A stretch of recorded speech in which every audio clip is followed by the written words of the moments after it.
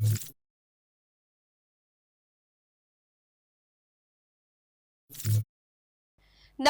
હું છું પ્રિયા અને તમે જોઈ રહ્યા છો જનતા કી જાણકારી ન્યૂઝ। નજર કરીએ આજના સમાચારો। ગુનેરી ગુફા ખાતે કથાના ચોથા દિવસે શ્રોતાઓથી મંડપ ખીચોખીચ ભરાયો। પૂર્વ રાજ્યમંત્રી વાસણભાઈ, સાંસદ વિનોદભાઈ ચાવડા, ધારાસભ્ય પ્રદ્યુમનસિંહ જાડેજાએ કથા શ્રવણનો લીધો લાભ।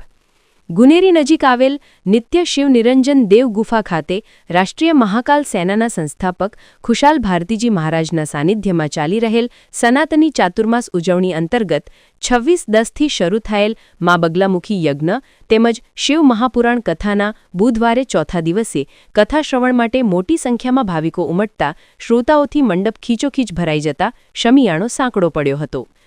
કથાના વક્તા ગિરિબાપુએ જણાવ્યું હતું કે રુદ્રાક્ષ દરેક વ્યક્તિ ધારણ કરી શકે છે, તેના માટે કોઈ નિયમો નથી। તે ધારણ કરવાથી મન શાંત રહે છે તેમજ શાંત વિચાર પ્રધાન થાય છે। એ સાથે જ તેમણે રુદ્રાક્ષનું દાન કરવું ઉત્તમ ગણાવ્યું હતું। જલારામ જયંતિ હોવાથી તેમણે યાદ કરતા કહ્યું હતું કે રાજ્ય તેમજ દેશમાં એકમાત્ર એવું સ્થળ વીરપુર છે જ્યાં કોઈ પ્રકારનું દાન લેવામાં આવતું નથી।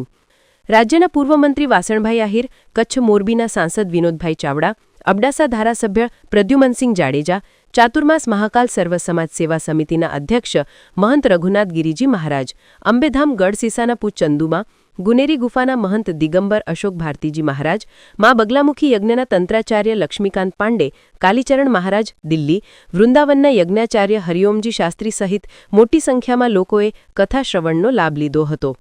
આગેવાનોનું સમાજના માવજીભાઈ ગુસાઈ, સુરેજગીરી ગોસ્વામી, ઈશ્વરગીરી ગોસ્વામી, પુનિત ગોસ્વામીએ સન્માન કર્યું હતું। કથાના 7મા દિવસે તારીખ 1/11ના શિવ વિવાહની ઉજવણી કરાશે।